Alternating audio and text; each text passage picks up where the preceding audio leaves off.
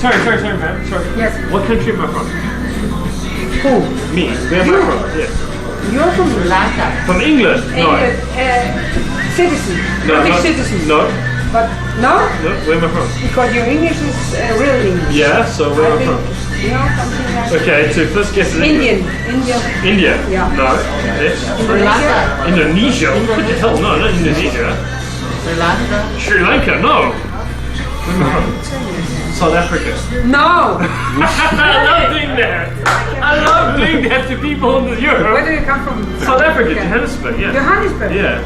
I would never say no.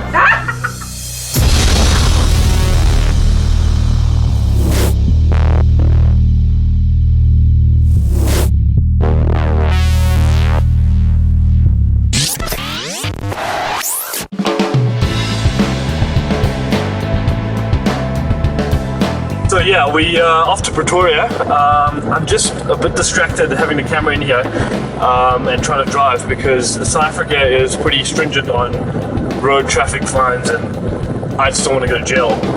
I love my bum the way it is. Yeah.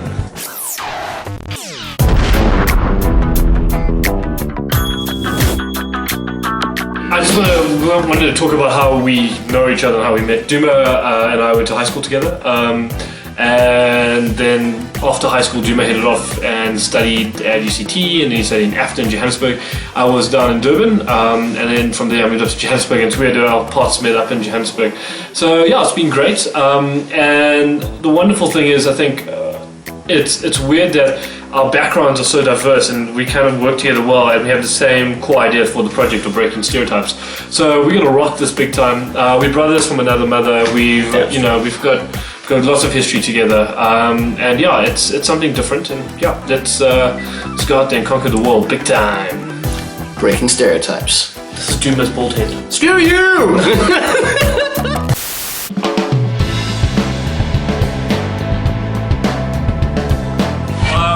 My ticket from the smallest flight center on this planet. It's the size of a shoebox. Quite a well put together team. So Duma has issues with me being the cheapest Indian on this planet, but I'm going to do it. I'm spending money. Lots of money. I don't want to do this anymore. I don't want to go. This is too much money for a ticket. Alright. Dude, get over it. Go in there and do this. I don't want to. Do it. It's not cool, man. Dude, you can do this. Come on, go. I hope I get good air miles for this on my car. Alright, run on.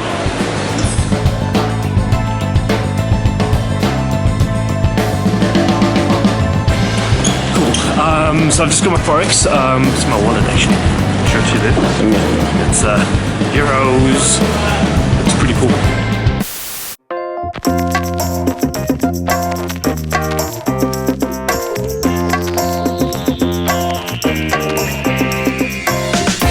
So we just had an incredible connection. I'm informing Jim and learning how to do these personal kind of I'm looking at the screen. So I'm looking into the camera, but learning how to do these direct sessions where I'm going to be, well not direct sessions, interviews where I'm going to be interactive and Jim is going to be interactive and I'm going to interview the other guys. So we're about to go buy the incredible connection gear that we've been priced at, and Jim is going to have a great time because he gets to spend my money. The man right here, this is so. This man has managed to actually sell stuff to the cheapest man on the planet. Right there, he's actually shit in this room. Thank you very much. No, you're welcome. Enjoy your day. Guys, Breaking Stereotypes, right there with you. Let's go.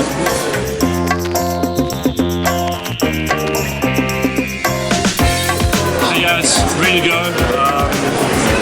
To be honest with you, I'm just looking forward to sleep on the plane. Literally 3 hours in the last 24 hours of sleep, and I'm just exhausted. That's your own damn fault. My fault, but things are going to be cool. I'm looking like crap, but I'm hoping I get my free sleep on the plane. I'm really feeling crappy. Today was awesome, absolutely spectacular. Spending a lot of time with Duma, getting to know the camera a lot more as well. So let's see if we can come up with some great content and make this great documentary happening. And peace out to all you guys. I'll see you on the plane.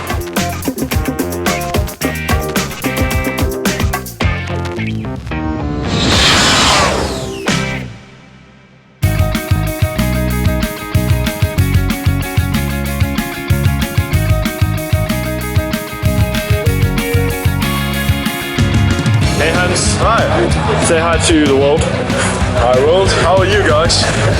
We're here in Trevi, that's my home place, and from here we will start our trip to the whole lot of Germany, Switzerland, and so on. To break stereotypes. And to break the stereotypes. Oh wow, look at this place, man. And that's just a small town. So look at the main station. It was built in the late 19th century. Yeah. And the McDonald's. Yeah, of course. McDonald's is everywhere, mate. Everywhere.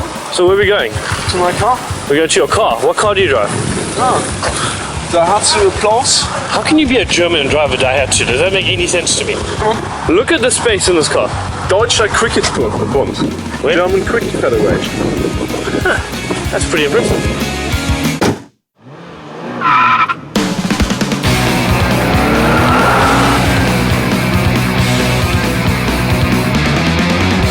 I just want to say something, that Arnold Schwarzenegger is truly alive, and second of all, he's a fucking bad driver. You're gonna have to beat out the Fucking hell.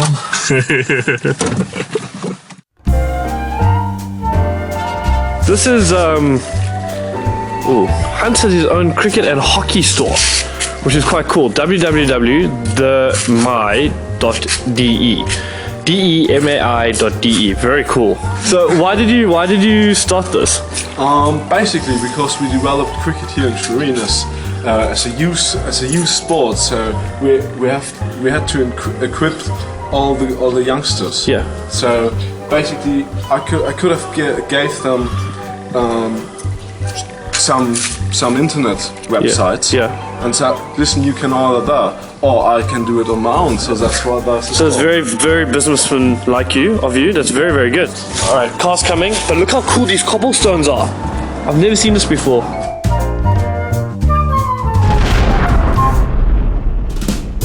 We're going down to the Vatican, and yeah, that's basically the main little park area about the lake in the central of Trevi. Yeah. And for this weekend there's a really big boat race. It's a dragon boat. We're gonna go see dragon boat racing. A dragon boat race. It's a really big thing in Trevi. We hosted the 2005. No, it was 2007 actually. The 2007 World Cup of the dragon boat races. So yeah, and it was quite good. It was quite enjoyable. We will see the sprint distance today, or a bit of it, maybe just the training of the teams. Yeah, it's not a World Cup, but in the end, should be fun. Yeah. All right, I'm psyched. Let's go.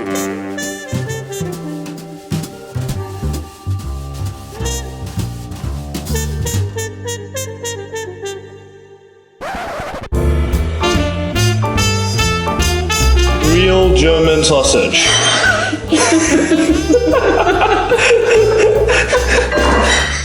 This is really cool. This is real German cuisine with some real German potato salad.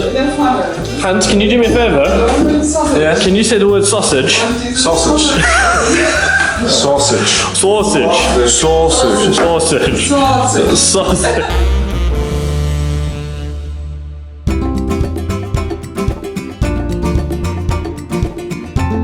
We're going wakeboarding. Never been wakeboarding before. Should be awesome. Wakeboarding in Germany or wakeboarding in Schwerin?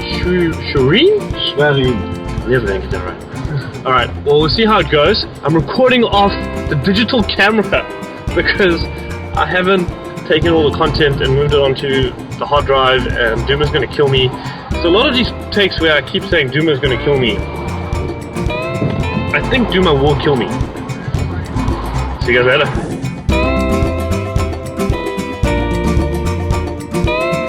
So Hans, wearing his purple Bob Phantom Bob Phantom wetsuit. So how many rounds you got left? Oh, I've got 2 hours, so you can do it for 2 hours? Yeah. Oh, you just go on and on for 2 hours? Yeah, so you should do it. It's good for the build. I'm gonna say no, but thanks. I'm gonna have my beer and watch these people keep wiping out. I think it's much more fun.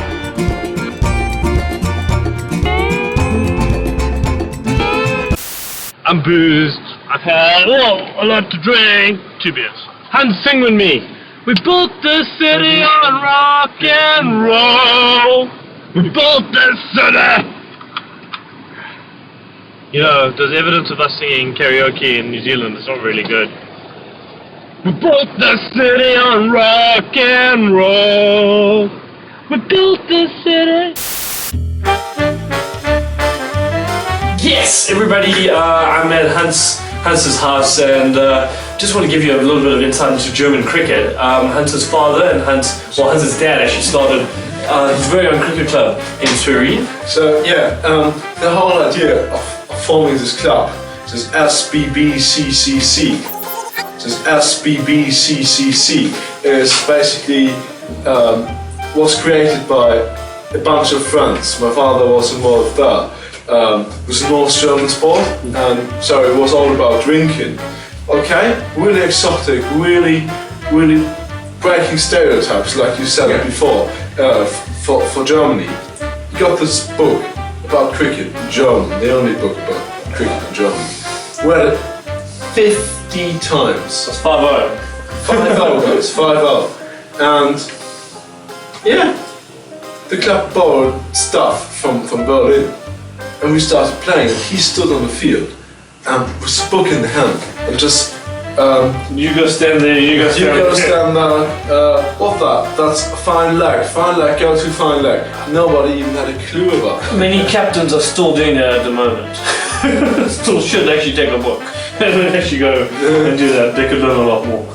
So, and he went like that. Okay. You are the bowler now. Throw the ball onto the 3 wooden stumps we made up on our own. So you built these stumps on your own. That's insane.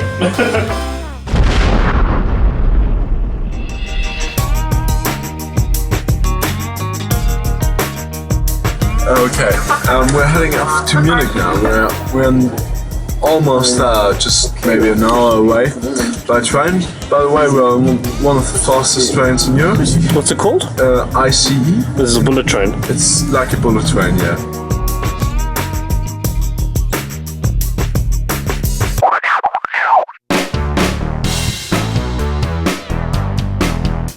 Today's a wonderful day, nice hot weather. When I got to Munich on the first day, it was very cloudy and overcast. So today would be a great day to film and find out what's going on in Munich and see what the people are doing, especially on a Monday. I want to see how people work on a Monday, how productive things are in Munich. It's the heart of Germany when it comes to entertainment, travel and tourism. So it's going to be interesting to see what a South African can do in Munich.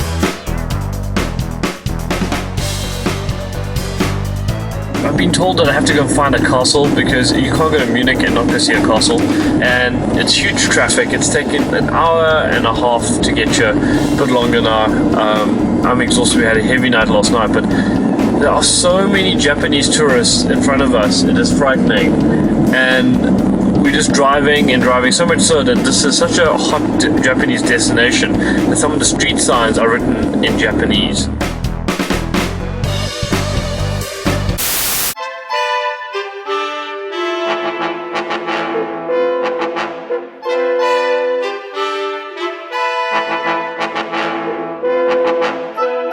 So we're in Munich and we're trying to find this castle, and I have to drive all this way. I have no idea how to pronounce the place we're at.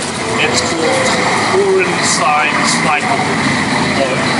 Hohenschweinkow. Hohenschwangau. Something. Horses Uncle. And Neuschwanstein. I can't pronounce it.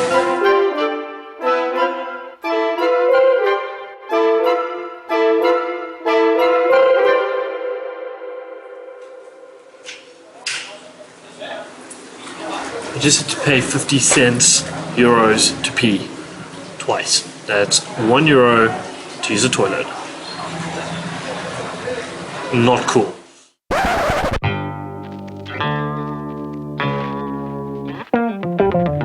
Welcome to Austria. We now have to climb all the way up here. I've come from Munich. Austria's just a hop, skip and a jump away from Germany, so I just thought I'd pop by for a day and check out this big fortress that they have here. this is the home of Mozart, so there's a lot of sort of interest in terms of opera, and yeah, it's quite a cool place to be at. But I'd like to, I wanted to see what the main fortress was all about. It's an old castle right on the top here, so it's going to be epic. It's going to be a very, very tired South African trying to get to the top.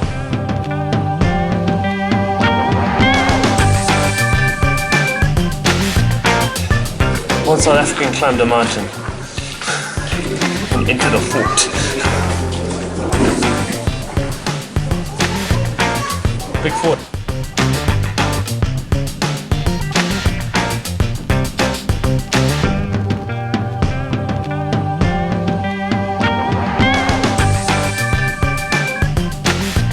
You know who lives down there? Gollum.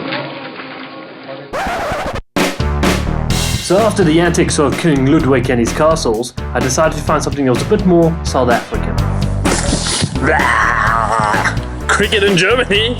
This is an introduction to Maximilian, hello. I'm from Bavaria, and I'm very proud of being part of the show. very cool.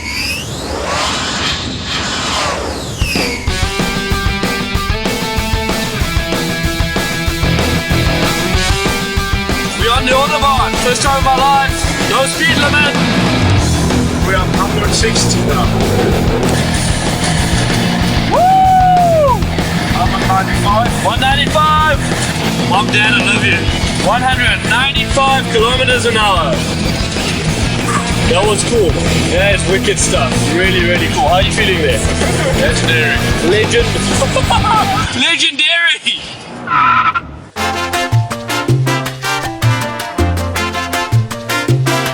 How many rounds do you need? 169 runs Off? of 42 balls. So we need every ball, we need to hit 4 runs. Okay, let's see what they do.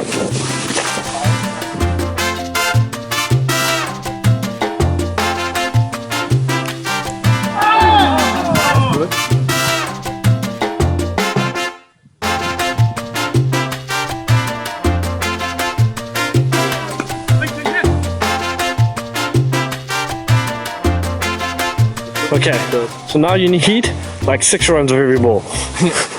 Yeah. Cool. Say hi to South Africa. Hi, South Africa. There you go. So what do you guys think of cricket in Germany? The first time I ever saw a cricket game. Is it boring? No. You think it's entertaining? Yeah, So would you come watch another game? I will. Alright, good on you Maybe guys. next weekend. Say hi to the world, hi to South Africa. South Africa. Alright, cool, sweet. Thanks for the tie guard.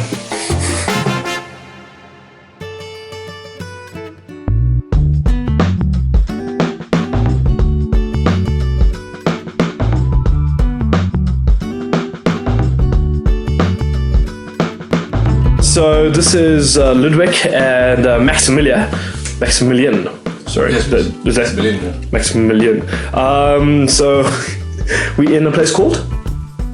Guest House Margarete, Bad Wiese. It's Bad Wiese, it's the place where we are at the moment. Okay, and that's your mom's hotel Yeah, that she it's runs. called Guest House Margarete. Okay, and you've lived here, born and bred in the hotel, and so you've lived in the hotel business the whole way through. Yeah. So this is real life German business. This is German tourism, yeah. German tourism in a real life form, in the sense of you've lived it, you're still living it, and you're bound to inherit the business and continue it down the line. I don't know.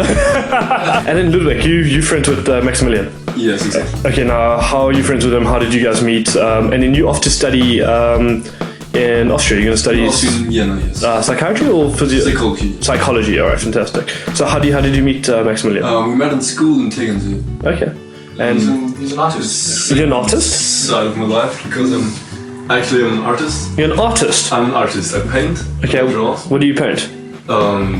Different kind of things. I generally started drawing comics, Okay. mangas, and I'm trying to adapt this sort of approach to art of drawing to the painting style. Okay, cool. Yes, So you can like make graphic art basically. yes, I'm graphic artist? Yes, I started to study graphic design. Wow. And philosophy.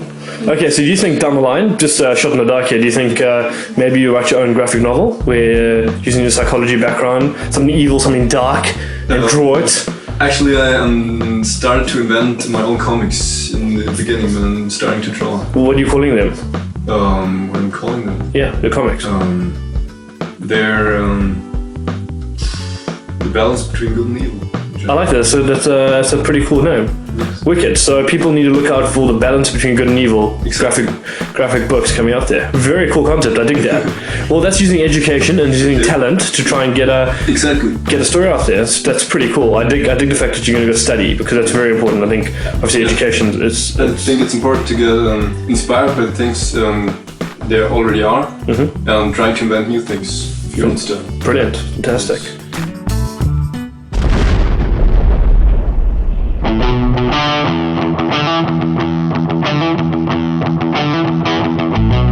After making an impact in Munich, Hans and I ventured off to Switzerland to check out a little well-known place called Suarez.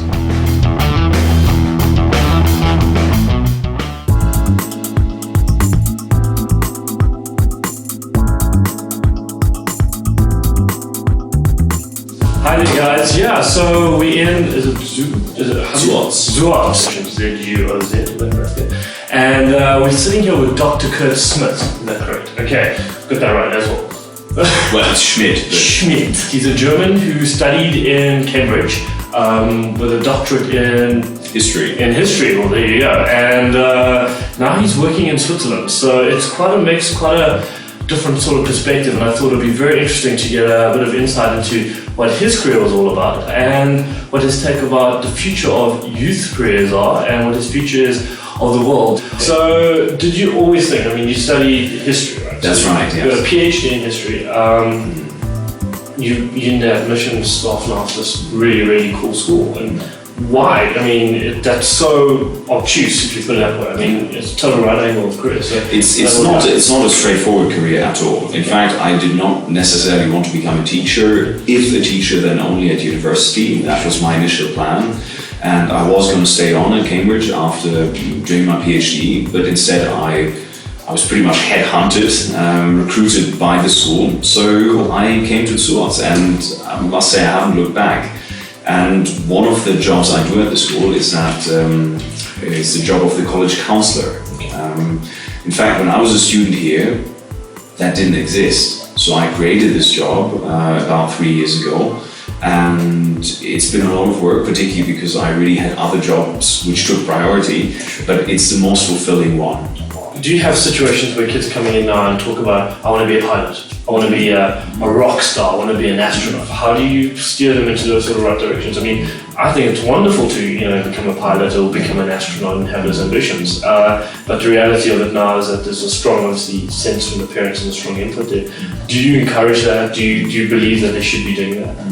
Absolutely. We do actually, and that's perhaps where we do see more national cultural stereotypes. Yeah.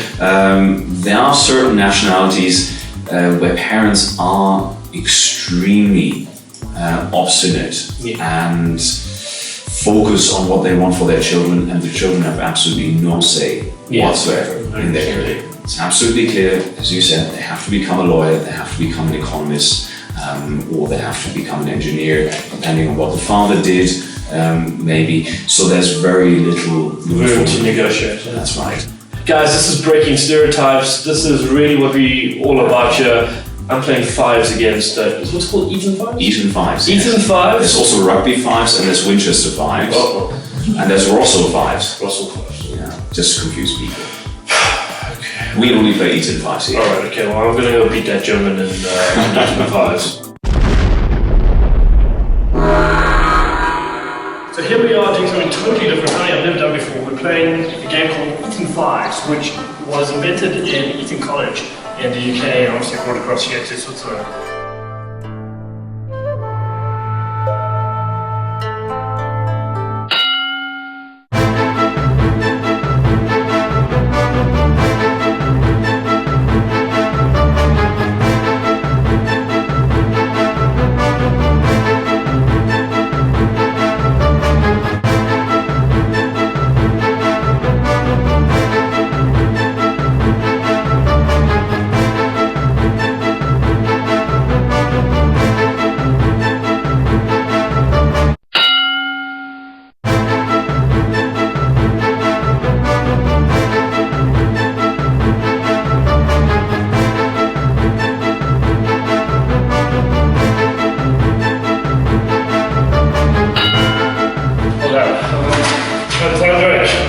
the South African German challenge in the Eton 5s. It was good fun. Goodbye guys. Goodbye guys. See you later.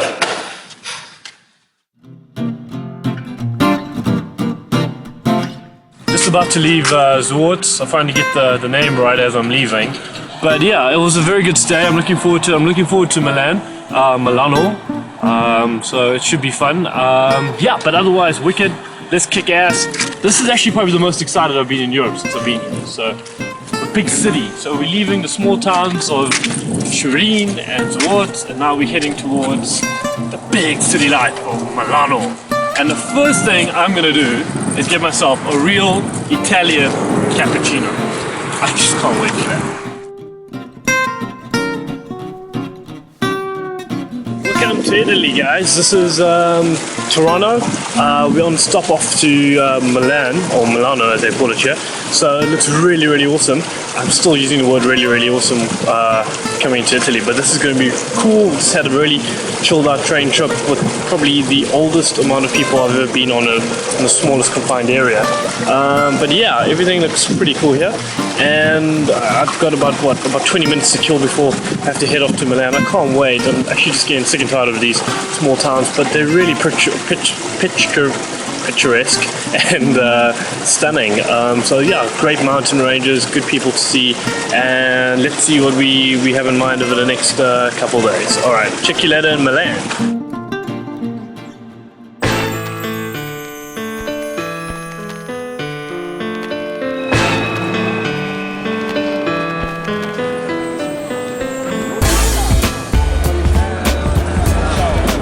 If I was looking for Milan, I think I just found it. This place really rocks. It's awesome. I dig Milan. It's got my seal of approval.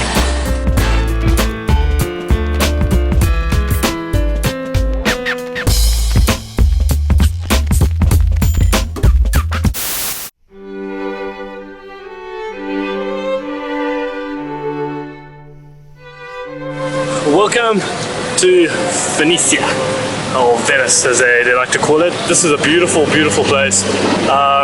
Just a pity about the accommodation being so far out, and yeah, looking forward to seeing what we can do here. So welcome to Venice, or Venice.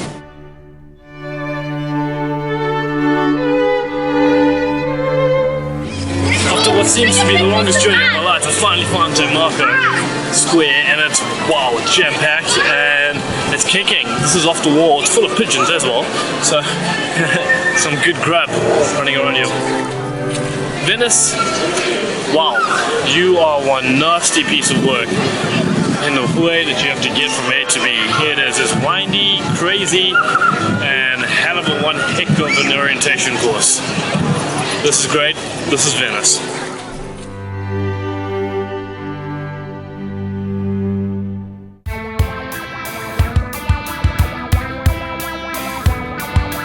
We're in a restaurant in Venice, in St. Marco's Square, just outside of it. I'm having what is called a calzone.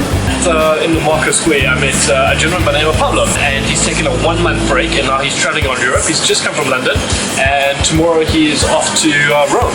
So very cool cat. And I just thought I'd ask him a few questions about what he thought about Europe and what he thought about Venice. Venetia. So, Pablo, say hi to South Africa and hi to the world. Hi, South Africa. So, okay, so you're in Europe for how long now? This is my second week. Okay. It's 10 days. Okay, and then, so what are you going to be doing after this? You're going to head off to Rome, and then from there? Rome, Prague, Prague to... was it? Berlin, Amsterdam, and then I don't know if I'm gonna go to Brussels or Sweden. I don't have the training for Sweden. I have Benelux. Sweden, you have to fly, I guess, because it's going to be a bit of. So you're not going to Beer Fest? No. You're missing Beer Fest? Yeah. You're missing Beer Fest. Exactly. I'm missing. You're missing Beer Fest.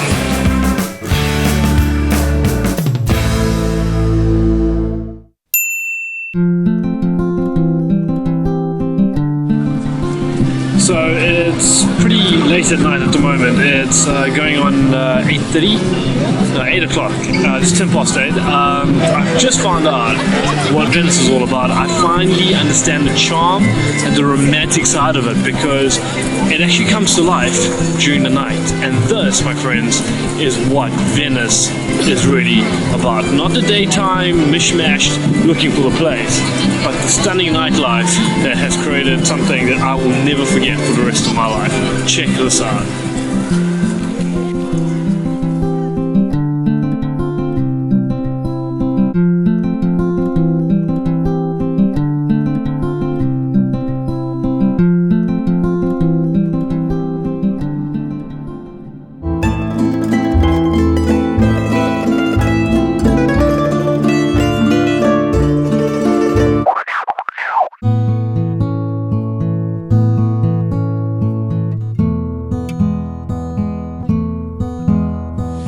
It's all happening really fast paced.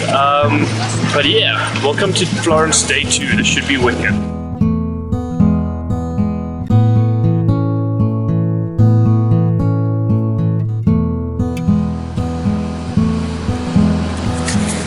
So that's the daytime view of the hotel room, of my hotel room view. It's amazing, it's stunning, it's great. It's two different lives here I found in Italy.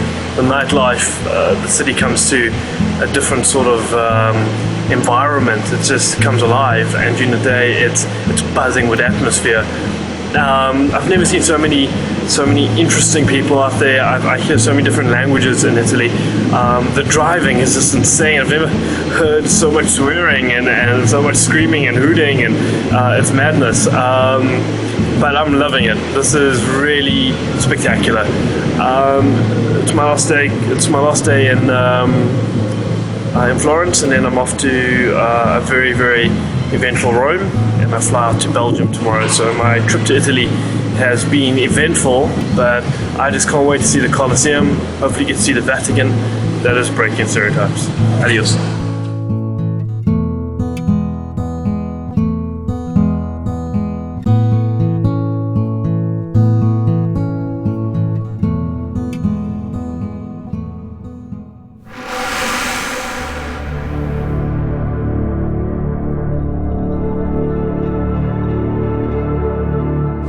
So I'm sitting here trying to take it all in. I'm just seeing the Colosseum, and it's probably one of the most magnificent things I've ever seen in my life.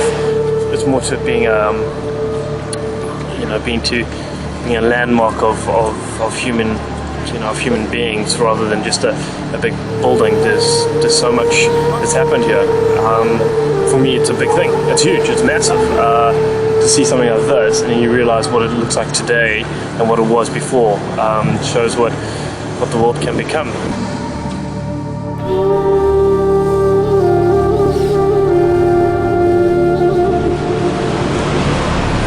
Just walking around it at the moment, and there's a huge queue to get inside. It costs 12 euros, but I actually think it's worth it, because it's checking out what it look like inside. I'm sounding all very pensive, which is not what I normally do. I normally just get excited with all this kind of stuff, but geez, this building is just insane. The Colosseum is massive. I've never seen anything like this in my life. Never, ever, ever, ever.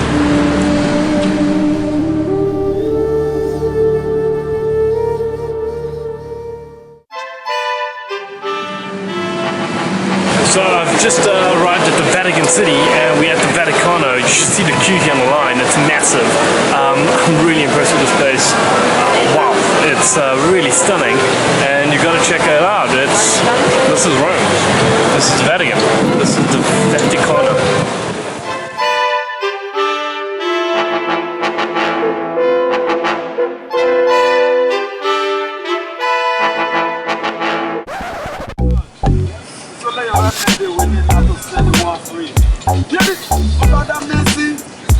He will be back again to this world. Anything when you do, my brothers and sisters, believe in the way of the Most High.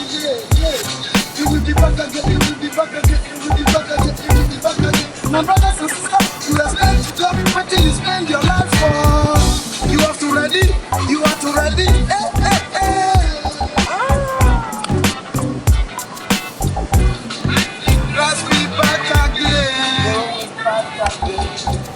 So you guys are all from you're all currently in Italy, right? And so we've got one Nigerian, an Austrian, and another Nigerian. Yeah. And we're all sitting in the Vatican. Yeah, no. All right. So you are a full-out performing artist. Yeah. Okay. Yeah. And what's your name? Yeah, I also rock. You know, represent Africa and all over the world. All right. Okay. And your name is again? Sorry. Mine? Your name? Yeah, also rock. Also rock. General. General, yo. No. This is way too breaking stereotypes. Yeah, go for real, you know. Yeah. And okay, and you two are brothers. Yeah. Okay, and you. Big brother. He's your big brother. Yeah. You're the little brother, and you are the girlfriend. You're the wife. Yeah. Wife of the younger brother. of the good-looking brother. Oh.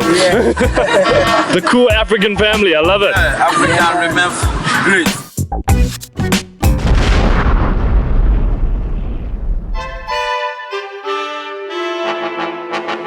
So I've just bumped into a cat by the name of Jim. He's from Michigan, and he's been in Italy for 5 years. He's working at the Vatican as a tour operator, or tour guide rather. And I just want to ask him a few questions. How long have you been doing this job for? Almost 5 years.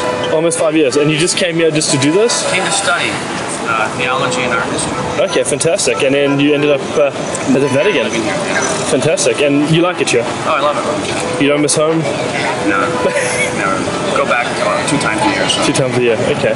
And, okay, just quick questions about the Vatican. I mean, is this line always this big on Saturday, obviously? At this time of the year, on this day of the week, it is. Okay, so your job today is you got to recruit people to come on your tours? Come on a tour, leaving in about 5 minutes. Alright, okay, cool. Okay, and then, are you going to change jobs? What's the future? Do you see yourself lecturing, maybe? Probably teaching eventually. Yeah, getting into it. Theology and art history. That's fantastic. It's really phenomenal. Well, nice meeting you, Jim. Say hi to South Africa. Hi, nice to South Africa. And hi to the world. Alright, hi to the world. Cool, man. Excellent. Cheers now.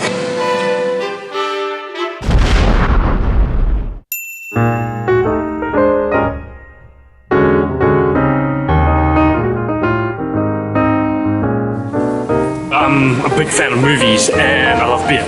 And there's a very cool brand in South Africa, or from Italy, called Peroni. And they did a very cool commercial for La Dolce Vita, based on the movie here at Fountain, Trevi. And we're gonna go check it out because I thought it would be quite interesting and cool pit stop.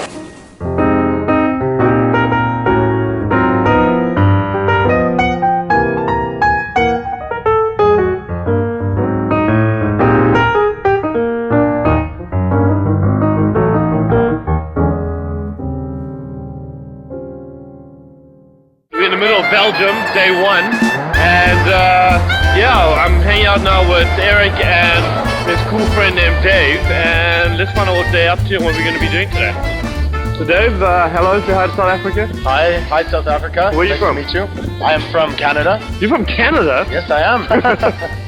And Eric, what the hell's in your head? This is from the beer festival. It's one of the beer brands giving out hats. You're Yash is gonna have one by the end of the day. See, the Canadian pulls one in. Brilliant. All right, cool. It's obligatory. In fact, it's the main style of Brussels. If you're cool, you have one of these hats. If you're not cool, then you look like everyone else on the street. Sweet.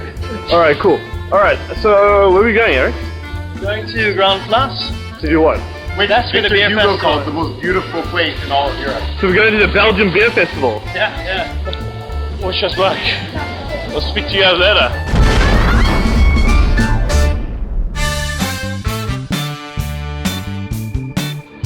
So Eric, what are you going to do today? Drink beer. How much beer? Lots. And you are as well, Yash? But it's a Sunday. It's God's What day. do you do here on Sundays? Drink beer. Steve? It's a beer festival. Oh no! Is it recording? My name is Dave and I am... Oh yeah, it is recording because I left the camera. Alright guys, yeah, we still have the Belgian Beer Fest. We've drunk so much beer. Two beers. It's strong. It's strong. 9%. It's like 3%. 3%. I still don't have the proper camera here. Duma is gonna kill me because he's gonna... Duma is the director. Like Percocet. Duma, we love you. Duma. Mseleku. I like Zubel. Duma is born in Sweden. Yeah. That's weird. You're better than... Okay, New Hampshire. Oh, okay, so you're right on my border.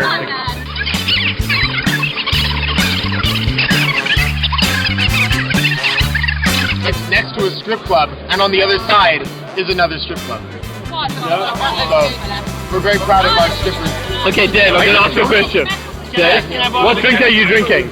It's called Super Dave Fagness, but it's called Super Fagness. It's called Super Courtesy of my friend Eric here. I said, Eric.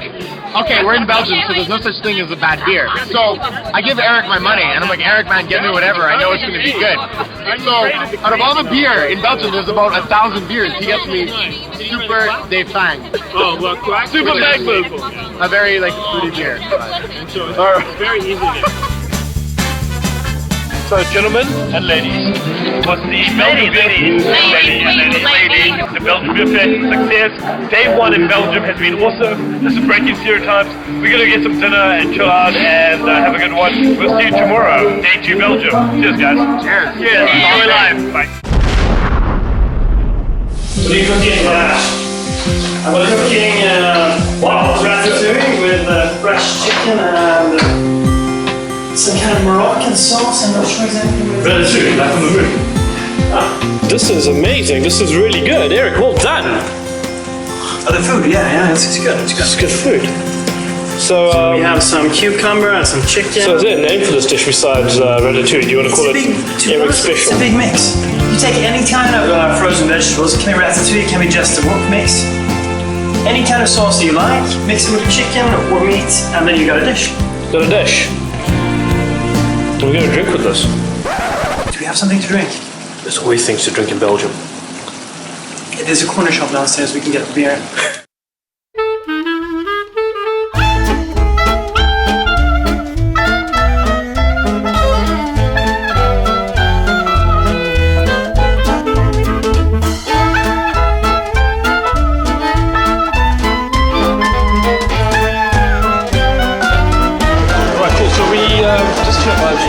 Famous statue in Brussels. I guess it's charming. Baby king in water. Fair enough.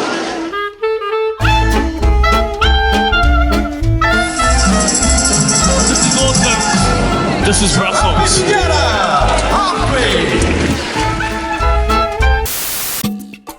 Alright guys, we are in Belgium at the moment, in Brussels. It's, I would say I'm just finished, it's been a week. It's been a week since I've been here. I'm sitting with a gentleman here who is Eric's flatmate. Your full name is Louise? Yeah, Luis Portillo. What? Yeah, that's Louise what? Portillo. Portillo. That's the surname. So that is what a traditional Spanish surname? It's quite common, or? It's a bit common. Yeah. So have you actually seen the running of the bulls? Yes, I was there 2 years ago. And then people jumped in, and Exactly. Yeah, people jump in 2 or 3 hours before, and then there are like some security things where they check that you are not drunk or you have the age, and then I didn't run myself because I think that's totally crazy. It's mad. Have you seen these bulls? Yeah, like 600 kilo animals running muscles. I was there. Also, in this week, it's not only about this, it's also drinking, and it's a bit of party. Fiesta. It's a bit of fiesta, definitely. But thank you so much. Alright, bye now. So I'm walking down the street, quite a funny story, and I guess I bump into Pablo from Argentina. Hi again. Hey Pablo, what's wrong with that horse? Hello? What's wrong with that horse and that man? The man's bigger than the horse, or it's a pony, I don't know which one. It's a pony? It's a small horse. A big king. It's a big king and a small horse. The famous Pablo from Venice. Yeah.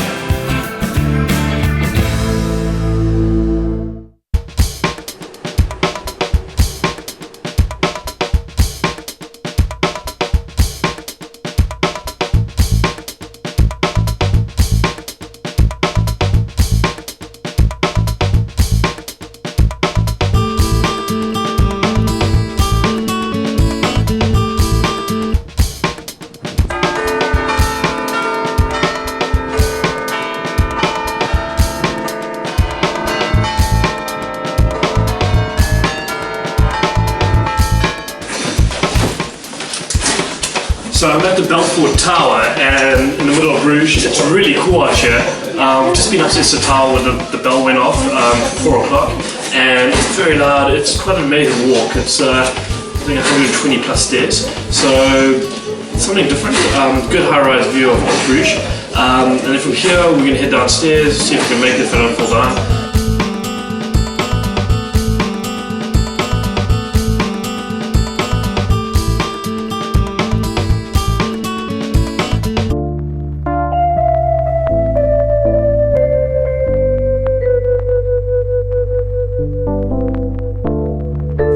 We're in Sweden. We're in Sweden. Say hi.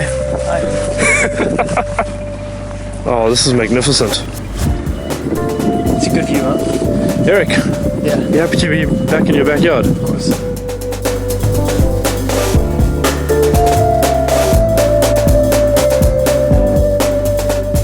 Actually here with Mrs. Olsen, Eric's mom, who Eric has been telling me about for, gosh, I think from the first day I met him, and told me about his parents' adventures and where he's lived, and it's been something that's fascinated me. Welcome to Breaking Stereotypes. Yeah, thank you.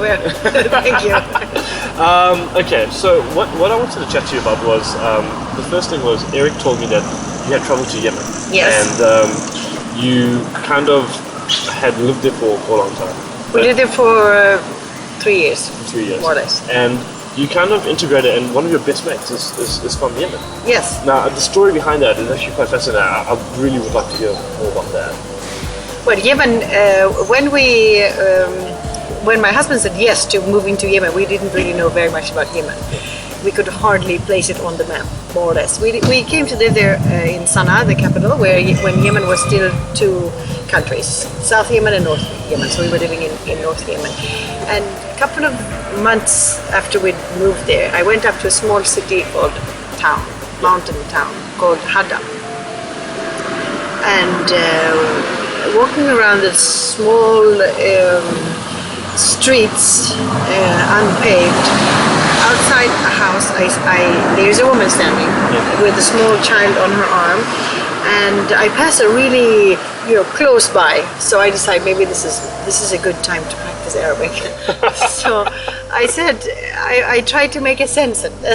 I didn't have very many words to choose from, so I just said, "Oh, what a beautiful girl." Yeah. In Arabic. In Arabic, yes. And I said it like 10, 12 times. And then after a while, this woman whose name is Fatima, she looked at me and she said, you want to come inside my house? And I said, yes, please.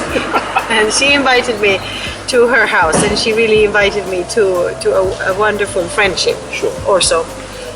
She had never been outside of Yemen, and I sort of explained that I lived far away on the other side of the mountains, and that was sort of good enough for her. She had the 6 children were there, and they looked at me. From the questions I asked the children, they really looked at me in a way that it was the first time they met a grown-up who didn't seem to know anything. Yeah, sure. That was their impression of me. So when I work in Sweden today with how to communicate with immigrants, I think about this, the way they looked at me. Maybe this is the way we also look at people who do not do the things, the normal things, or who do not know the things that we expect people to know. Sure. So that's one thing to think about when you meet people. So you come from, let me understand, so basically you came from not knowing how to speak Arabic. Yes. And went there with very basic fundamentals of Arabic. And yes. you struck just a conversation with this lady. Yes. And that was an entry to just to her world.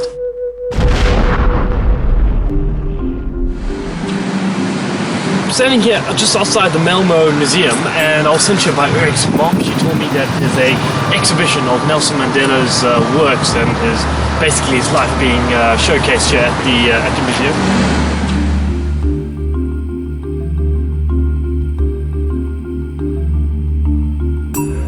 I'm so impressed with this interpretation of South Africa because it's true.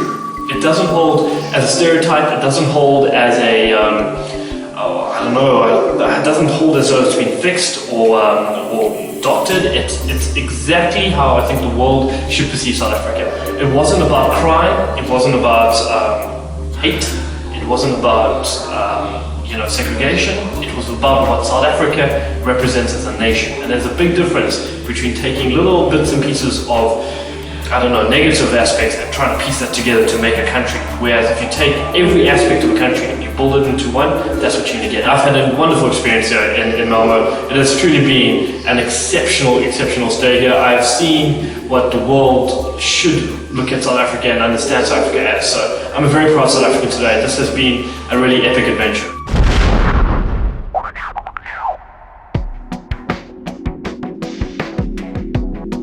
So we're in the middle of Lund. So this is Louisa, this is Molly, and this is Heather.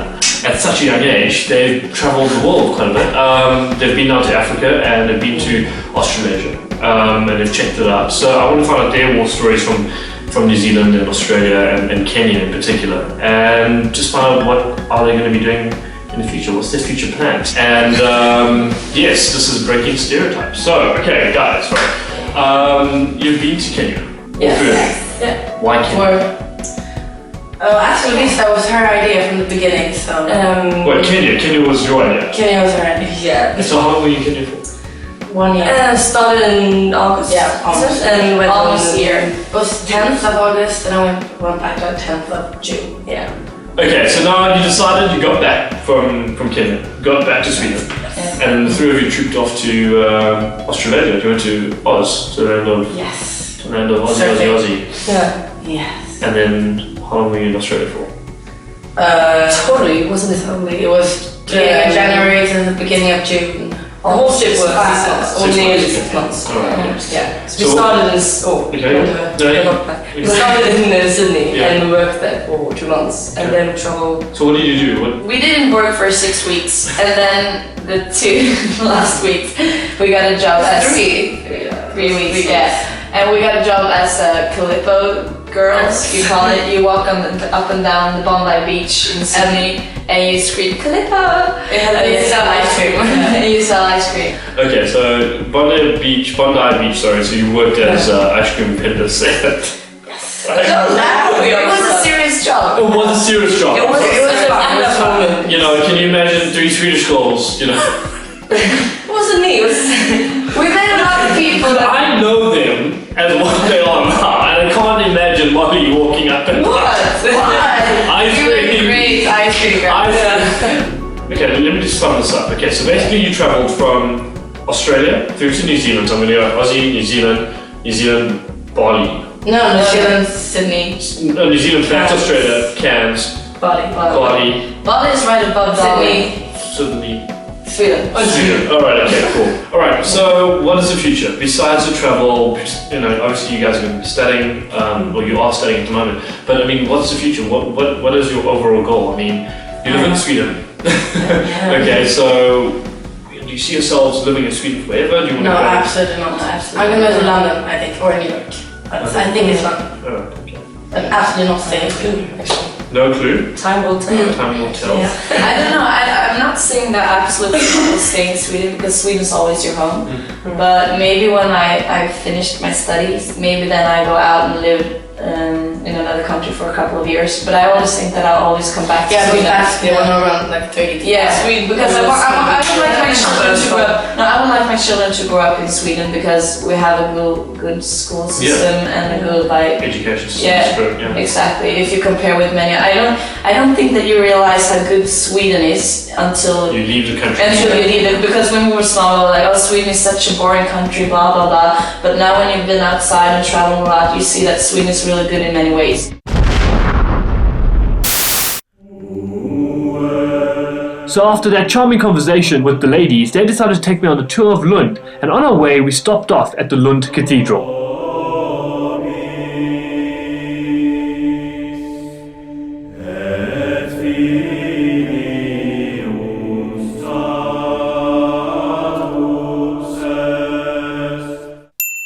We had a very cool business. It's called Abacus, and the payoff one is counting on it. Is that you can count on it? Yeah. You can count on it. Count on it. Oh, count on it. Okay, Abacus. So it's a worldwide golf brand, and Louisa actually found it's her parents' company, and I just stumbled upon it, which is great. And Duma is probably thinking, yes, we finally got a cool company to interview and find out more about the company. So I'm quite impressed with what's happened. It's taken me around the business, and what I found out so far about it is that it's kind of just got a bit of a bigger niche marketed feel to it. There were no good-looking female clothing. Yeah, functional female, you know, with both design and function. They're very big, they have no shape. Yeah, sure. Or something. Yeah. They're big? Yeah, big. Oh, like the clothing was big. Everything was big. A little bit oversized Yeah. in a way. Okay. Yeah. And we saw it should be more shape, more fashionable. But more feminine. More feminine. Okay, now Chris, are you the head designer of the company? Well, okay, so you're the head designer, and sorry, Emma, you are the PR, the PR manager of the company as well. Yeah. So we're sitting theoretically with the three leaders of the company, and they're all female. Okay. That's putting it out there. I'm just saying, you know, women are running the business. Yeah, it's all good. So what I want to find out from you guys is, why golf? I mean, as a designer, surely you're probably thinking, you know, fashion, Milan, you know, runaways, you know, Cape Town, you know, that sort of stuff. New York Fashion Week. Why golf? I think that you need clothing for all different kinds of occasions. Sure. Not only for the runway. Okay. So I think the normal people, they like to be nice also on the golf course. So. Okay, sure. And also, of course, there's a lot of functional things playing golf that you would like to have. So looking good also when you're out there. I like that, looking good when you're playing golf. I would say also like in sportswear design in general, even though perhaps if you think of design and designers, you think of runway, the New York Fashion Week and all that, but I mean the sportswear market is huge and there are really interesting, tricky things that, you know, as a good designer you could work with fabrics and all that possibilities. I'm extremely excited about something that's innovative and cutting edge, especially the female golf market, which you've got now. It's kind of hyped up a lot. I mean, you've got Michelle. I saw that article on the fridge, and she's becoming this, you know, this poster child for golf. You know, young talent coming out of there. You know, in the men's field, you have Tiger Woods, and he's like kind of just dominating everything. And I think it's good that, you know, there's a company that's powering, you know, women's golf on this side. Even if you're doing it from a branding and clothing perspective, this shows that there's a market for it and it's growing. So that's quite imperative. So yes, we're in the middle of Munich at the moment. We're about to go and have a pretty big Saturday night. And yeah, my two friends here, Petra and Louisa, and myself, we're going to be cooking some sushi. I've never cooked sushi before, and it should be something different. I hope I don't kill anyone, you know, with raw fish. But yeah, we're going to have a quick chat, just talk about what we're doing. This is Louisa, and this is Petra, and yeah, she's partying with the Swedish girls tonight.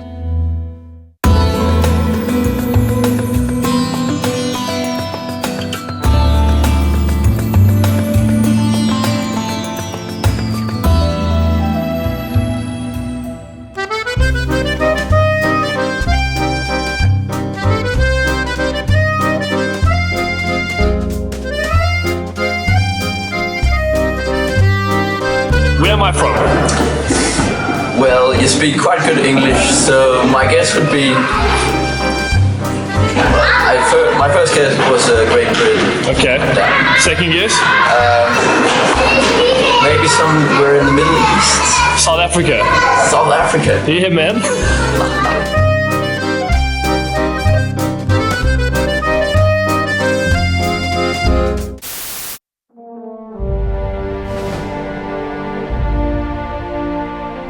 Alright, cool. Hi, so we're in the middle of Copenhagen. It's my last day here in Denmark.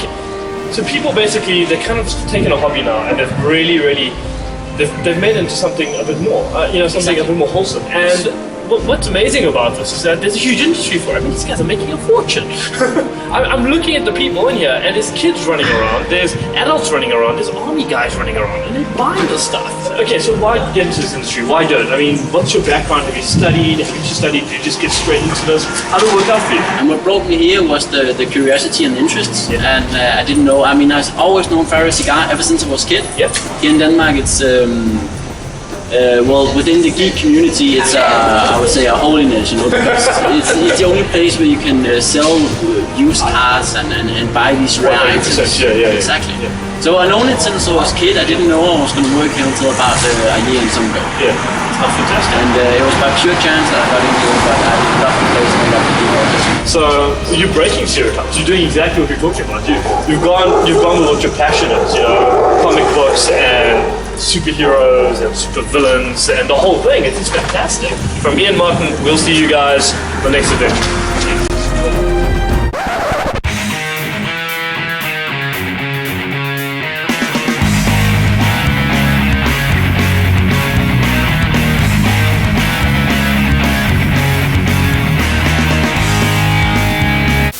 Okay, so here we are, we're still in Berlin, and this is the reason I got here to Berlin. The Berlin Wall is probably the biggest drawing card for me, but I was looking for something to complete this project, and something was calling me, and Mrs. Olsen, Eric's mom, had been pushing for something out the box and outlandish to try and finish off this project, and she had got me in touch with a gentleman by the name of Martin. So Martin's from Sweden, he's currently living in Berlin, and he's got a hell of a story to tell us. And I just want everyone around the world, everyone in South Africa, to think about what he's talking about, because everyone dreams of big dreams, and some people face it, and then some people turn that around and turn it to something else, and Martin's done that. So let's see what Martin has to say. Okay, so you're 23 now, right? Yeah. What brought you to Berlin? I mean, come on.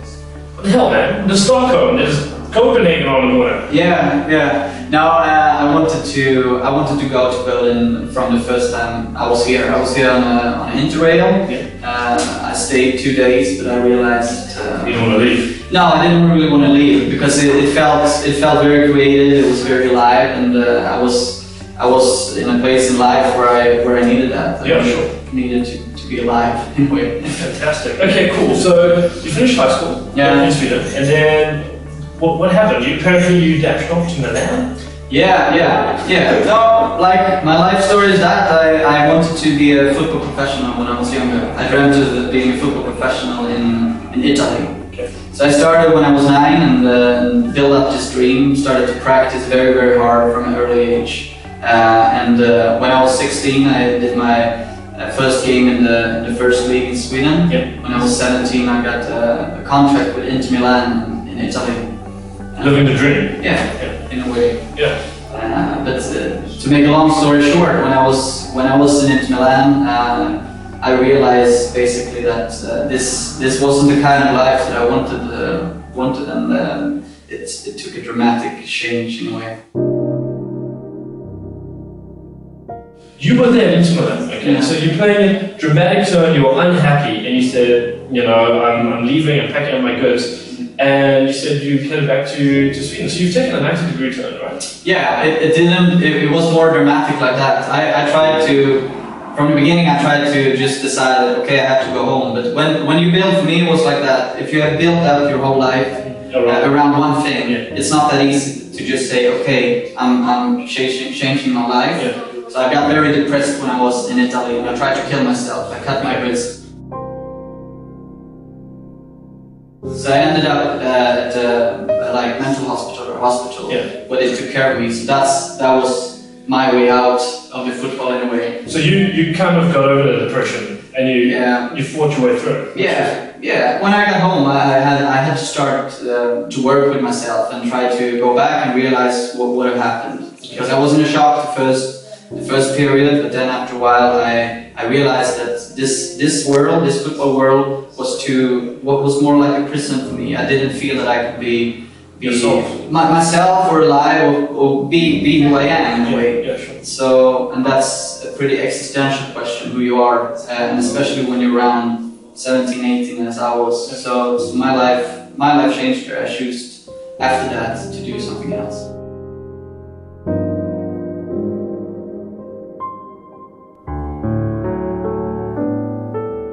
So now you got back home, you sat down, and you started to pen this down. You penned your whole story and you made a book. Yeah. The book is called? In English it's called In the Shadow of San Siro. In the shadow. Sorry, what was it? Of San Siro. San Siro is the arena where Inter Milan play the games. Yeah. Okay. And what's happened with that book? How successful was it? It was very successful in Sweden. Sold a lot. Got fantastic reviews, and now they just turned it into a theatre play. Okay. So it was the premiere a couple of weeks ago. Okay. So it's been very good for that book, and it's affected and got a lot of readers. So the book is living its own life. I do my book tours sometimes when I go around Sweden and talk about it, but it started more and more to have its own world in a way. Fantastic. And any other books coming on, or are you just going to hang tight for a while? Yeah, I'm focusing on this gallery where we are now. Okay, so let's talk about the gallery. So now you've started your own business now, and as an art gallery kind of. I moved to Berlin with a vision of making music and write, and that's what I do basically. That's what I do most of my time. Yeah. But I also got this space, and I have friends that's artists and stuff. So we started to have exhibitions here. So I can say that I'm a writer, I'm a gallerist, and I'm a musician in a way. So it's different. And former retired football player at 23.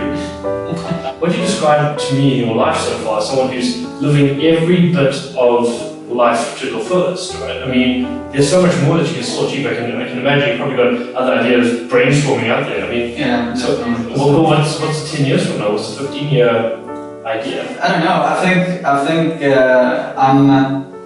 I always had dreams, and like to live dreams and really achieve goals and stuff. It's been very, very important in my life from a very, very young age, from I was 9. So I see myself, I start to see other important things in life. Like in 10 years I would like to have a family, definitely. Okay, sure. I would like to settle down, share, but I want to be... Single woman out there? But no, I want to be... Swedish. I want to be very free in what I do. I want to build up something where I have the opportunity to travel, to be able to write, to play music, and basically do what I do and have the freedom to be a free creature in a way. To explore more of the art, definitely the art world and myself. So I'm very impressed with what you've done. I think good on you. Let's see what you come up with next time. I'm convinced you'll probably be on the moon walking as an astronaut, something crazy like that. Okay, and just would like to hear something. I mean, if you had any words of advice for the youth of the world or the young cats out there, just thinking, I want to be a footballer, or I want to be an artist, or I want to be an art gallery owner, or I want to be a writer. What would you suggest to them? What would you tell them? Never think that you've done a mistake in a way. I think it's very important to realize that nothing is like a bad. It's of course bad choices in life. When you do something that feels from the beginning that it is a mistake, I think it's important to realize that life in a way is a journey, and it's the experience that you get on the way that you're going to use later in life for creativity or to change things.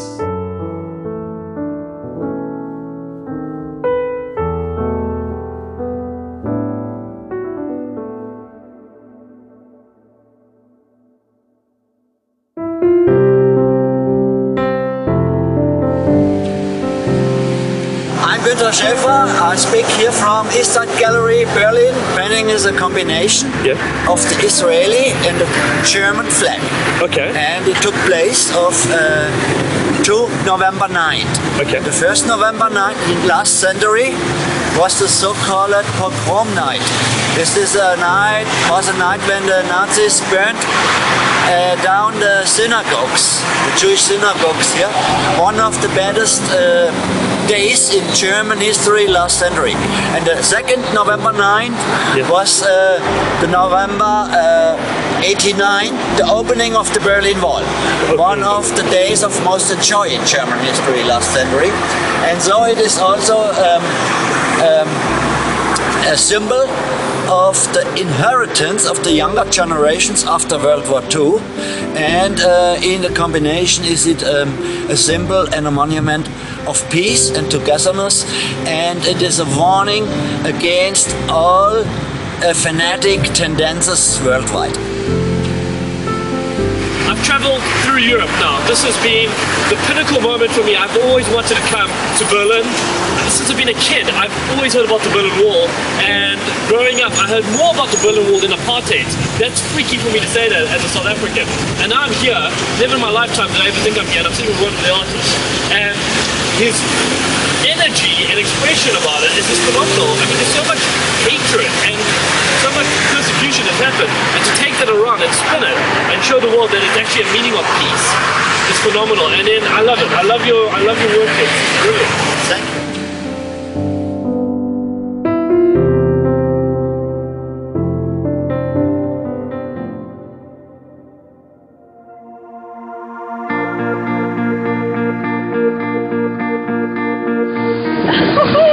Check that out!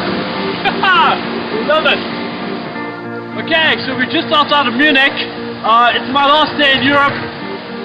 Breaking Stereotypes has gone full circle from summer through to autumn. Now we're heading into winter, and I've just come for the first bit of snowfall in a place just outside of Munich. And we're on the border between Austria and Germany. It's fantastic. My mouth is frozen, I can barely talk. I've got chewing gum going so I can actually get some blood flow through, but this is amazing. I've never had this. I think coming from South Africa, I've never seen anything like this in my life. So this is snow in the softest and coolest fashion. Oh, there goes my glove. But I'm going to take a run through, but I just want you guys to hear this. Hello! Welcome, South Africa!